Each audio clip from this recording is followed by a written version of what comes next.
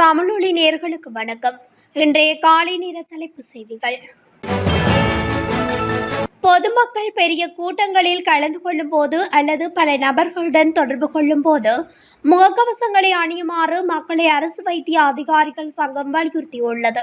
அத்துடன் சுவாச நோய்கள் குறிப்பிடத்தக்க அளவில் அதிகரித்து வருவது குறித்தும் அரசு வைத்திய அதிகாரிகள் சங்கம் பொதுமக்களை எச்சரித்துள்ளது. அரசு வைத்திய அதிகாரிகள் சங்க ஊடக தொடர்பாளர் வைத்தியர் சமீர் விஜயசிங்க ஊடக சந்திப்பில் உரையாற்றுகையில் இதனை தெரிவித்துள்ளார். வழக்கமான கை கழுவுதல் மற்றும் நல்ல சுவாச சுகாதாரத்தை பேணுதல் உள்ளிட்ட அடிப்படை கோவிட் சுகாதார வழிகாட்டுதல்களை பொதுமக்கள் பின்பற்ற வேண்டும். பொதுமக்கள் விழிப்புடன் இருக்க வேண்டும், எச்சரிக்கையாக இருக்க வேண்டும். தற்போது எந்த ஆபத்தான சூழ்நிலையும் இல்லை, ஆனால் தடுப்பு நடவடிக்கைகள் எப்போதும் அறிவுறுத்தப்படுகின்றன என குறிப்பிட்டுள்ளார். முன்னாள் ஜனாதிபதி ரணில் விக்ரமசிங்க புதன்கிழமை அன்று குற்றப்புலனாய்வு திணைக்களத்தில் ஆஜராக உள்ளதாக அறிவித்துள்ளார். முன்னாள் சுகாதார அமைச்சர் கெகலியர் ரம்புக்வெலவின் முறைப்பாட்டுடன் தொடர்புடைய மருந்து இறக்குமதி விவகாரம் தொடர்பாக வாக்குமூலம் அளிப்பதற்காக அவர் சிஐடியில் ஆஜராக உள்ளார். மருந்து இறக்குமதி தொடர்பாக கெகலியர் ரம்புக்வெல முன்னதாக சிஐடியில் முறைப்பாடு அளித்திருந்தார். இந்த முறைப்பாட்டுடன் தொடர்புடைய விசாரணைகளின் கீழ் கடந்த அரசாங்கத்தின் சில அமைச்சர்கள் ஏற்கனவே சிஐடியில் வாக்குமூலம் அறிவித்துள்ளனர். அமைச்சரவையின் கூட்டு பொறுப்பிற்கு அமைய முன்னாள் ஜனாதிபதி ரணில் விக்ரமசிங்கவிடம் வாக்குமூலம் பெறவுள்ளதாக குற்றப்புலனாய்வு திணைக்கள வட்டார தகவல்கள் தெரிவிக்கின்றன. தமக்கு விதிக்கப்பட்ட 25 வருட கடூழிய சிறை தண்டனைக்கு எதிராக சதோச நிறுவனத்தின் முன்னாள் தலைவர் நளின் பெர்னாண்டோ உயர் நீதிமன்றத்தில் மேன்முறையீடு செய்துள்ளார். 2015ஆம் ஆண்டு சதோச நிறுவனத்தினூடாக 14,000 கரம்போட்கள் மற்றும் 11,000 தாம்போட்கள் இறக்குமதி செய்ததனூடாக அரசாங்கத்துக்கு 53 மில்லியன் ரூபாய் நட்டத்தை ஏற்படுத்திய குற்றச்சாட்டில் நளின் பெர்னாண்டோவுக்கு கொழும்பு மேல் நீதிமன்றத்தின் 3 அடங்கிய நீதிபதிகள் ஆயம் 25 ஆண்டுகால கடூழிய சிறை தண்டனை விதித்திருந்தமை குறிப்பிடத்தக்கது. யாழ்ப்பாண மாநகர சபையின் மேயர் பதவிக்கு விவேகானந்த ராஜா மதிவதனியை இலங்கை தமிழரசு கட்சி பரிந்துரைத்துள்ளது. யாழ் நல்லூரில் தமிழரசு கட்சியின் பதில் பொதுச் செயலாளர் எம்.ஏ. சுமந்திரனின் இல்லத்தில் நேற்று பிற்பகல் நடைபெற்ற கட்சியின் உள்ளூராட்சி சபை உறுப்பினர்களுடனான கலந்துரையாடலின் போதே மேற்படி தீர்மானம் எடுக்கப்பட்டுள்ளதாக தெரிவிக்கப்பட்டுள்ளது. அதேவேளை யாழ் மாநகர சபையின் துணை மேயர் பதவிக்கு இமானுவேல் தயாளன் பரிந்துரைக்கப்பட்டுள்ளார். இதேவேளை யாழ் மாநகர சபைக்கான மேயர், துணை மேயர் தெரிவுகள் எதிர்வரும் 13ஆம் தேதி நடைபெறவுள்ளமையும் குறிப்பிடத்தக்கது.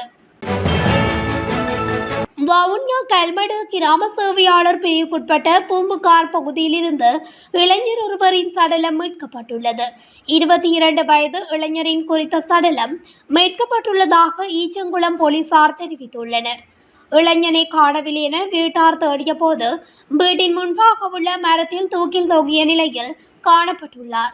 போலீசார் மற்றும் கிராம சேவையாளருக்கு அயலவர்கள் வழங்கிய தகவலை அடுத்து சம்பவ இடத்துக்கு விரைந்த போலீசார் இளைஞரின் மரணம் தொடர்பிலான மேலதிக விசாரணைகளை முன்னெடுத்து வருகின்றனர். இந்த வருடத்தில் நேற்றைய தினம் வரை 25,055 டெங்கு நோயாளர்கள் அடையாளம் காணப்பட்டுள்ளதாக தேசிய டெங்கு கட்டுப்பாட்டு பிரிவு தெரிவித்துள்ளது. அதே நேரம் டெங்கு நோயினால் 13 பேர் உயிரிழந்ததாகவும் அந்த பிரிவு குறிப்பிட்டுள்ளது. கொழும்பு மற்றும் கம்பஹா மாவட்டங்களிலேயே அதிகளவான டெங்கு நோயாளர்கள் அடையாளம் காணப்பட்டுள்ளனர். கடந்த காலங்களில் நிலவிய மழையுடனான காலநிலையை அடுத்து நுளம்புகளின் பெருக்கமும் அதிகரித்துள்ளதாக டெங்கு கட்டுப்பாட்டு பிரிவு தெரிவித்துள்ளது. இந்த நிலையில் காய்ச்சல், வாந்தி பேதி ஏற்படும் இடத்து வைத்திய ஆலோசனைகளை பெற்றுக்கொள்ளுமாறு பொதுமக்களுக்கு அறிவுறுத்தல் விடுக்கப்பட்டுள்ளது. பாடசாலைகளில் டெங்கு பெருக்கமுள்ள இடங்களை சுத்தப்படுத்தும் நடவடிக்கைகளை துரிதப்படுத்துமாறு உரிய பாடசாலை அதிபர்களுக்கு அறிவுறுத்தல் விடுக்கப்பட்டுள்ளமை குறிப்பிடத்தக்கது. ரத்தினபுரி எம்பிலிப்பட்டிய வீதியில் கேப்புகேன் தென்ன சந்திக்கு அருகில் இடம்பெற்ற விபத்தில் 2 படுகாயமடைந்துள்ளதாக போலீசார் தெரிவித்தனர். இந்த விபத்து நேற்று காலை இடம்பெற்றுள்ளது. வேன் ஒன்றும் மோட்டார் சைக்கிள் ஒன்றும் நேருக்கு நேர் மோதியதில் இந்த விபத்து இடம்பெற்றுள்ளதாக போலீசார் தெரிவித்தனர். விபத்தின் போது மோட்டார் சைக்கிளில் பயணித்த 2 படுகாயமடைந்துள்ள நிலையில் சிகிச்சைக்காக வைத்தியசாலையில் அனுமதிக்கப்பட்டுள்ளதாக போலீசார் தெரிவித்தனர். வைத்தியசாலையில் அனுமதிக்கப்பட்ட இருவரில் ஒருவரின் உடல்நிலை கவலைக்கிடமாக உள்ளதாக வைத்தியசாலை வட்டாரங்கள் தெரிவித்துள்ளனர். குளியாப்பட்டிய பெல்பிடகம பகுதியில் பெண்ணொருவர் மண்வெட்டியால் தாக்கப்பட்டு கொலை செய்யப்பட்டுள்ளார். குடும்ப தகராறு காரணமாக குறித்த பெண்ணின் கணவர் மண்வெட்டியால் தாக்கியதில் அவர் உயிரிழந்ததாக காவல்துறையினர் தெரிவிக்கின்றனர். இந்த சம்பவத்தில் 43 வயதுடைய பெண்ணொருவரே உயிரிழந்ததாக தெரிவிக்கப்படுகின்றது. சம்பவம் தொடர்பான மேலதிக விசாரணைகளை காவல்துறையினர் மேற்கொண்டு வருகின்றனர். யாழ்ப்பாணம் செம்மணியில் முன்னெடுக்கப்பட்டு வரும் மனித புதைகுழி அகழ்வு குறித்து அரசு விசேட கரிசனை கொண்டுள்ளது. இந்த மனித புதைகுழி தொடர்பில் உண்மைகள் கண்டறியப்பட வேண்டும். இவ்வாறு நீதியமைச்சர் கர்சன நாணயக்கார தெரிவித்துள்ளார். செம்மணி சித்துப்பாத்தி இந்து மயானத்தில் கண்டுபிடிக்கப்பட்ட மனித புதைகுழியிலிருந்து இதுவரை 19 எலும்புக்கூடுகள் முழுமையாக மீட்கப்பட்டுள்ள நிலையில் குறித்த விடயம் சம்பந்தமாக அரசு தரப்பின் நிலைப்பாடு குறித்து வினவிய போதே நீதியமைச்சர் மேற்கண்டவாறு குறிப்பிட்டார்.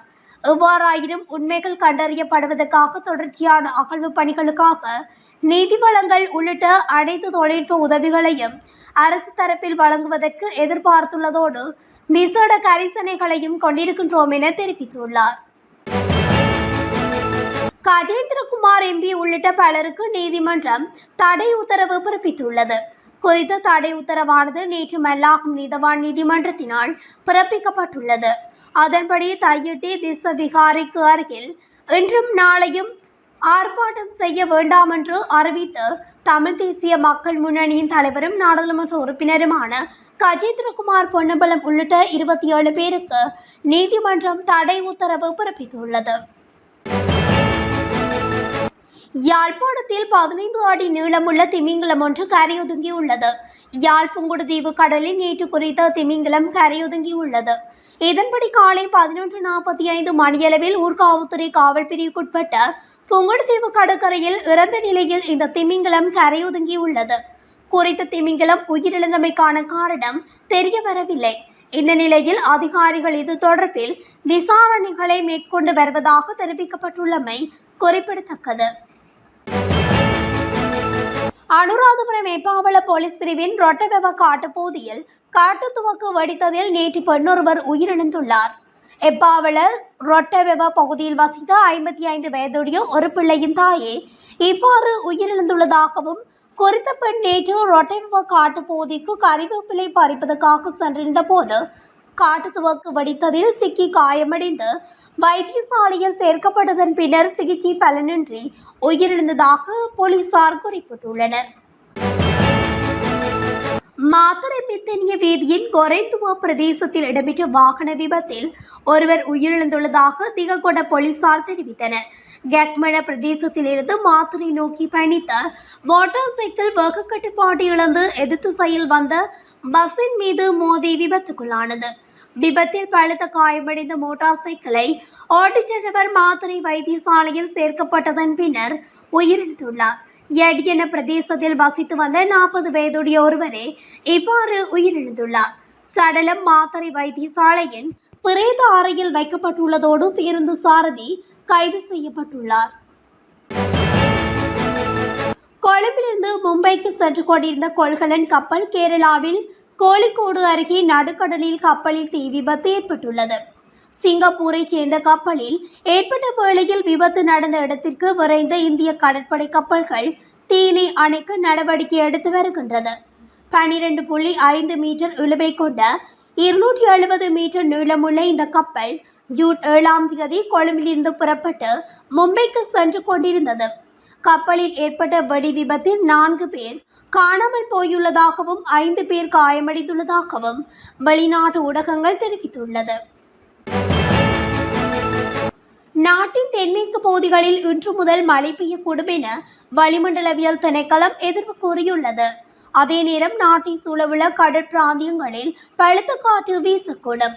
அத்துடன் மேல் சபரகமுவ மற்றும் வடமேல் மாகாணங்களிலும் கண்டி, நுவரெலியா, காலி மற்றும் மாத்தறை மாவட்டங்களிலும் பலத்த மழை பெய்யக்கூடும் எனவும் எதிர்ப்பு கூறப்பட்டுள்ளது. வடக்கு மற்றும் ஊவா மாகாணங்களில் சில இடங்களில் மாலை அல்லது இரவில் மழை அல்லது இடியுடன் கூடிய மழை பெய்யக்கூடும் என வளிமண்டலவியல் திணைக்களம் எதிர்ப்பு கூறியுள்ளது.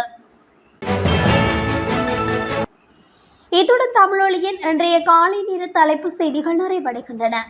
தொடர்ச்சியாக செய்திகளை அறிந்து கொள்ள தமிழொலி ஊடகத்துடன் இணைந்திருங்கள். நன்றி, வணக்கம்.